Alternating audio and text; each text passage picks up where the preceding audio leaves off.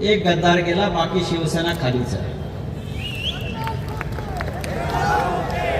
आणि आपल्याला दाखवून द्यायचं या वेळेला की लोकसभा असेल किंवा विधानसभा असेल, महाविकास आघाडीचा जो उमेदवार असेल त्या उमेदवाराला आपल्याला विजयी करायचं. नरेंद्र मोदी, अमित शहा, देवेंद्र फडणवीस, महाराष्ट्र त्यांचा नाहीये, महाराष्ट्र हा आपला आहे. या देशामध्ये गेल्या 10 वर्षापासून